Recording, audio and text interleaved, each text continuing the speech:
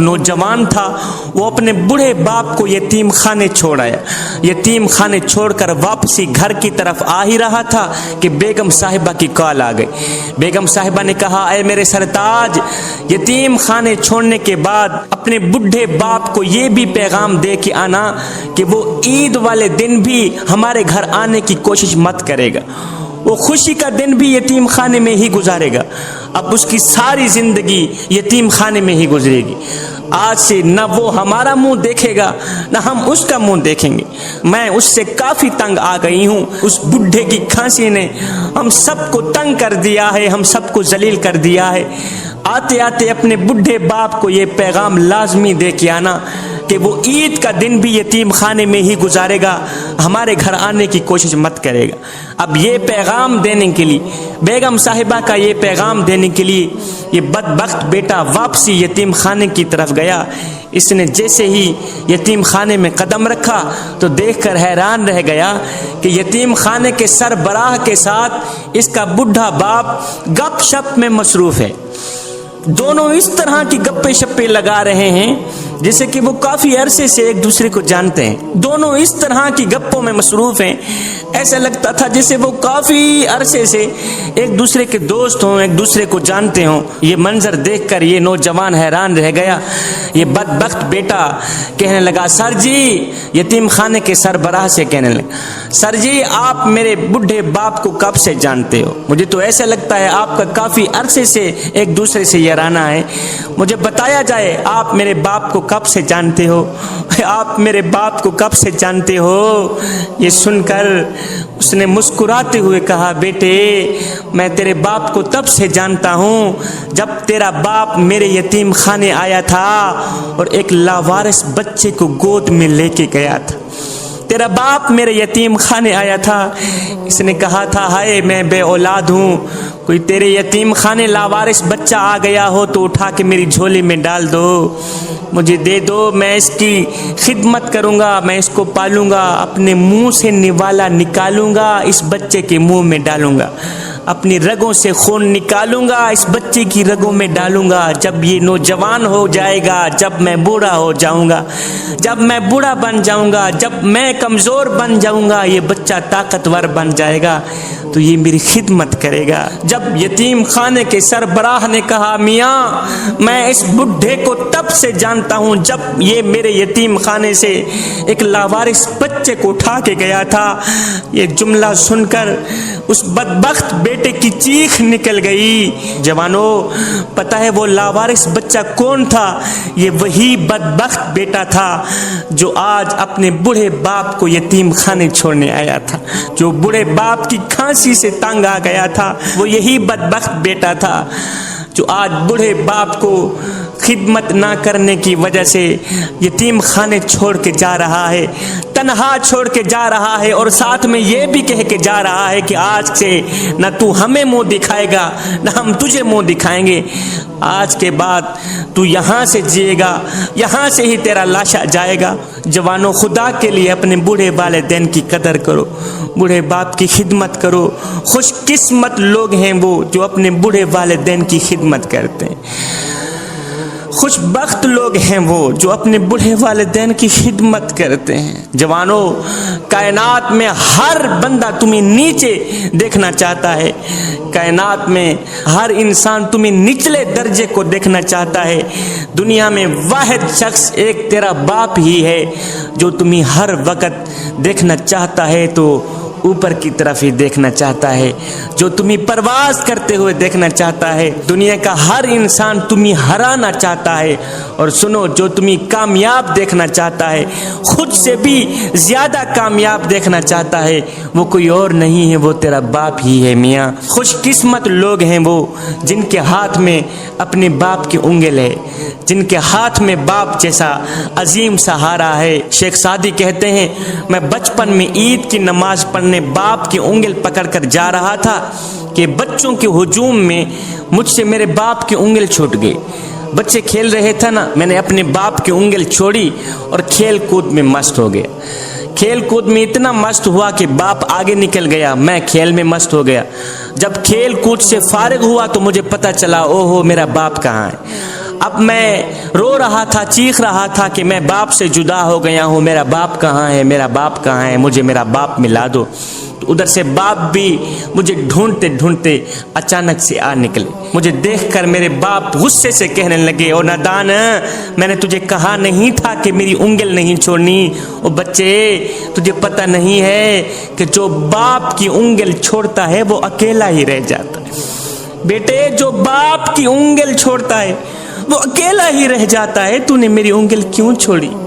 جوانو، اپنے ہاتھ تو دکھاؤ، میں دیکھنا چاہتا ہوں کن کن کے ہاتھ میں باپ کی انگل ہے، کن کے ہاتھ میں باپ جیسا سہارا ہے۔ جوانو، اگر ہاتھ میں باپ کی انگل ہے تو یہ ہاتھ قیامت تک سلامت رہیں، اگر ہاتھ میں باپ کی انگل نہیں ہے تو پھر یاد رکھنا، بازار میں ہر چیز مل جاتی ہے، نہیں ملتا تو باپ جیسا سہارا ہی نہیں ملتا۔ باپ کے سہارے کو غنیمت سمجھو، باپ زندہ ہے تو خدا کے لیے اپنے بوڑھے باپ کی قدر کرو۔ حضرت سلیمان علیہ السلام کے دور میں ایک شخص تھا، اس کے ایک نوجوان بیٹے نے شراب پی لی۔ جب شراب پی لی تو باپ نے بیٹے کو ڈانٹا تو بیٹے نے باپ کے منہ پر ایک زوردار تماچا مار دیا۔ تماچا اس طرح لگا کہ باپ کی آنکھ نکل گئی۔ جب بیٹے کا نشہ ختم ہوا، جب بیٹے کو ہوش آئی تو اسے باپ کے منہ پر تماچا مارنے کی اس حرکت پر اتنی شرمندگی ہوئی، اتنی ندامت ہوئی کہ اس نوجوان نے وہ ہاتھ جو باپ کے اوپر اٹھا تھا، چھرا اٹھایا، وہ ہاتھ کاٹ ڈالا۔ جب باپ نے بیٹے کا کٹا ہاتھ دیکھا، ایک دم پاؤں سے زمین نکل گئی، رو کر کہنے لگا، او میرے بیٹے، کاش میری ہزاکیں ہوتی، ایک ایک کر کے نکل پڑتی، وہ میں برداشت کر لیتا، لیکن تیرا کٹا ہاتھ دیکھ کر میرا جگرا پھٹ گیا ہے، مجھ سے برداشت نہیں ہو رہا۔ میرے بیٹے، یہ تو نے کیا کر دیا ہے؟ تو نے اپنا ہاتھ کیوں کاٹا ہے؟ جس وقت میری آنکھ نکلی تھی، کاش کہ اسی وقت میں مر جاتا کہ مجھے میرے لال کا کٹا ہاتھ نہ دیکھنا پڑتا۔ میرے لال، یہ تو نے کیا کر دیا ہے؟ ایک چھوٹی سی باپ کی آنکھ کے پیچھے تو نے اتنا بڑا ہاتھ کاٹ دیا، تو نے تو میرا جگرا پھاڑ دیا۔ اب یہ دونوں حضرت سیدنا سلیمان علیہ السلام کی خدمت میں حاضر ہوئے۔ جب حاضر ہوئے تو اپنا سارا قصہ سنایا۔ اس کے بعد حضرت سلیمان علیہ السلام نے کیا کیا؟ بیٹے کا کٹا ہاتھ اس کی جگہ رکھ دیا اور باپ کی نکلی آنکھ بھی اس کی جگہ رکھ دی۔ پھر دونوں ہاتھ اٹھائے، عرض کیو، میرے کریم رب، بیٹے کی ندامت کے صدقے اور باپ کے آنسوں کے صدقے دونوں کو شفا عطا فرما۔ فوراً میرے اللہ رب العالمین نے سیدنا سلیمان علیہ السلام کی دعا قبول فرمائی، دونوں کو شفا عطا فرما۔ جوانو، ساری کائنات تمہیں گرانا چاہتی ہے، پوری دنیا تمہیں گرانا چاہتی ہے، جو تمہیں بڑھانا چاہتا ہے، جو تمہیں اوپر دیکھنا چاہتا ہے، وہ ہستی صرف تیرا باپ ہی ہے۔ اپنے باپ کی قدر کیا کریں، والدین کی قدر کیا کریں۔ جوانو، اپنے والدین کو راضی کر لو۔ پوچھا گیا، حضور، اگر دنیا میں دیکھنا ہو کون جنتی ہے کون جہنمی ہے، کیسے شناخت کی جائے؟ تو میرے حضور نے فرمایا، دیکھ لو، جس شخص کے اوپر اس کے والدین راضی ہیں تو سمجھ لینا یہ جنتی ہے، اور دیکھ لو جس شخص کے اوپر اس کے والدین ناراض ہو، سمجھ لینا یہ پکا جہنمی۔ میرے حضور علیہ السلام نے فرمایا، صحابہ، کاش میری ماں زندہ ہوتی، ہے کاش میری ماں زندہ ہوتی، میں نماز میں اللہ کے حضور کھڑا ہوتا، ماں آواز دیتی ہو، بیٹے محمد، میں نماز چھوڑ کر دوڑ کر ماں کے پاس چلا جاتا اور زمانے کو بتاتا کہ ماں کی عظمت کیا ہوتی۔ صاحب، جب روٹیاں 4 ہوں، کھانے والے 5 ہوں، تب صرف ماں ہی کہتی ہے کہ بیٹا مجھے بھوک نہیں۔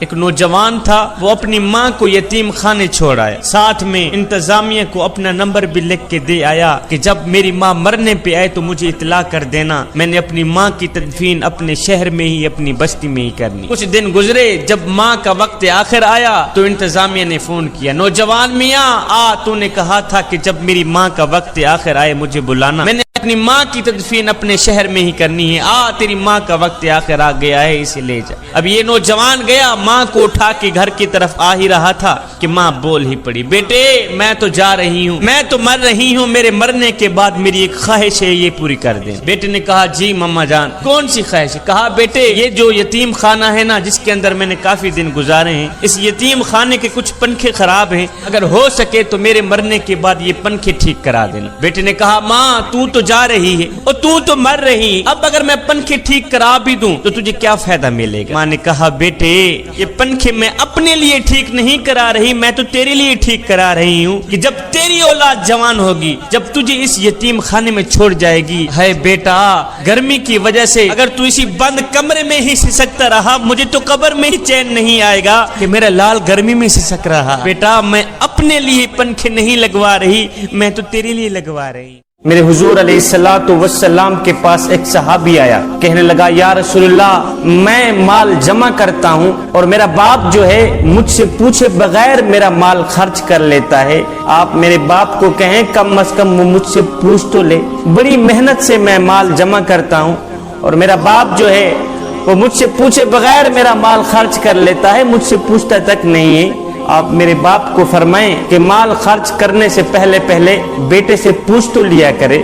میرے حضور علیہ الصلوۃ والسلام نے فرمایا اس کے باپ کو میرے سامنے لایا جائے، اس کے باپ کو میرے ہاں حاضر کیا جائے۔ ادھر سے جب باپ کو پتہ چلا کہ میرے بیٹے نے حضور کے آگے میری شکایت کی ہے، شکایت کا سن کر باپ نے اپنے دل میں دکھ اور رنج کے کچھ شعر پڑھے، کچھ اشعار پڑھے۔ اس کے باپ کو حضور علیہ الصلوۃ والسلام کے پاس لایا گیا۔ جب یہ باپ حاضر ہوا تو ادھر سے حضرت جبریل امین بھی آ گئے، کہنے لگے یا رسول اللہ فرماتا ہے کہ اس کے باپ کو کہو مقدمے کا فیصلہ بعد میں کریں گے، پہلے وہ اشعار سناؤ جو تم نے دل میں پڑھے ہیں۔ یہ کہتے ہی حضرت جبریل امین واپس چلے گئے۔ جب یہ باپ حضور علیہ الصلوۃ والسلام کی خدمت میں حاضر ہوا تو میرے حضور علیہ الصلوۃ والسلام نے فرمایا میاں تیرے مقدمے کا فیصلہ بعد میں کریں گے، پہلے وہ اشعار جو تو نے دل میں پڑھے ہیں وہ پہلے سنا، بعد میں تیرے مقدمے کا فیصلہ کیا جائے گا۔ ہے اب یہ شعر اتنے دردناک تھے، ان اشعار میں اتنا درد بھرا ہوا تھا، اتنا دکھ بھرا ہوا تھا۔ جب یہ شعر ختم ہوئے تو میرے حضور علیہ الصلوۃ والسلام کی آنکھیں چھم چھم برس رہی تھی، میرے حضور علیہ الصلوۃ والسلام رو رہے تھے، اتنا درد تھا ان اشعار میں۔ اب باپ نے وہ اشعار پڑھنا شروع کیے۔ ان شعروں کا، ان اشعار کا ترجمہ یہ تھا کہ اے میرے بچے، میرے بیٹے، میں نے تیرے لیے سب کچھ کیا، تیرے اوپر اپنا سب کچھ قربان کر دیا۔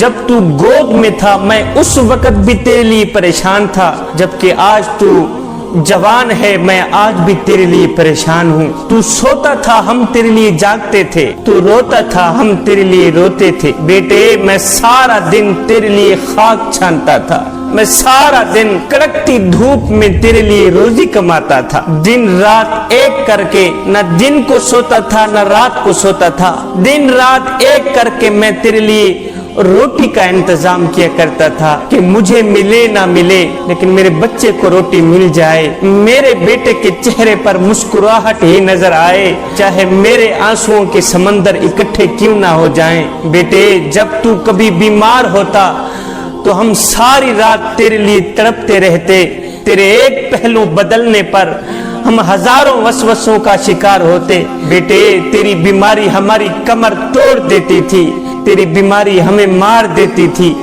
تیری تکلیف ہمیں تڑپا دیتی تھی، ہمیں یوں لگتا تھا کہ تو بیمار نہیں بلکہ ہم بیمار ہیں۔ میرے بیٹے تیری آہ پر ہماری آہ نکلتی تھی، تیری ہائے پر ہماری ہائے نکلتی تھی، ہمیں ہر پل، ہر وقت، ہر گھڑی، ہر لمحے یہی فکر رہتی تھی کہ کہیں ہمارے بیٹے کی جان نہ چلی جائے۔ اور میرے بیٹے ہم نے تجھے اس طرح پروان چڑھایا ہے، میں جوان تھا تو بچہ تھا، میں اپنی رگوں سے خون نکالتا رہا، تیری رگوں میں ڈالتا رہا، اپنے بدن سے طاقت نکالتا رہا، قوت نکالتا رہا، تیرے بدن میں ڈالتا رہا، اپنے منہ سے نوالا نکال کر تیرے منہ میں ڈالتا رہا، خود بھوکا رہا، تجھے کھلاتا رہا۔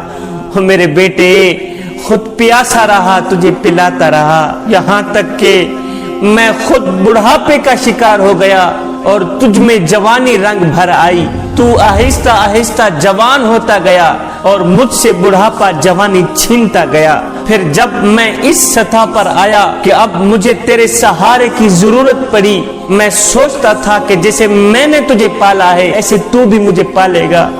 जिस तरह मैंने तेरे नाज उठाए हैं इसी तरह आज तू भी मेरे नाज उठाएगा। जिस तरह मैंने अपने हाथों से तेरे मुंह में लुकमा डाला है, आज मैं बूढ़ा हो गया था, मैं सोचता था इसी तरह तू भी अपने हाथों से मैं कम बख्त बाप के मुंह में लुकमा डालेगा। लेकिन हाय बेटे, आज तेरा लहजा बदल गया, आज तेरी जुबान बदल गई, आज तेरी आवाज बदल गई, तेरी आंख बदल गई, आज तेरे लहजे बदल गए, तेरे तेवर बदल गए। आज तू मुझे यूं समझने लगा जैसे मैं तेरा नौकर हूँ। आज तू मुझसे यूं बोलने लगा जैसे मैं तेरा जर खरीदा गुलाम हूँ। बेटे, ये तू भूल गया कि मैंने तुझे किस तरह पाला है, मैंने किस तरह तेरे नाज उठाए हैं। तेरे लिए हम पूरी पूरी रात जागे, पूरी पूरी रात तड़पे, अपने सुकून को तेरे सुकून के ऊपर कुर्बान कर दिया,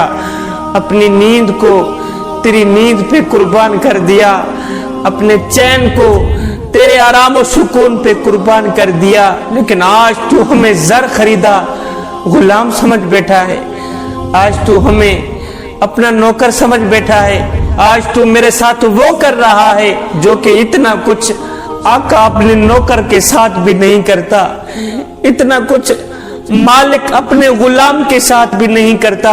तू मेरे साथ इतनी बदसलूकी कर रहा है। बेटे, अगर तू मुझे बेटा बनकर नहीं दिखा सका, मुझे बाप का मकाम नहीं दे सका, तो कम से कम पड़ोसी जितना मकाम तो दे दे, कम से कम एक हमसाए जितना मकाम तो दे दे।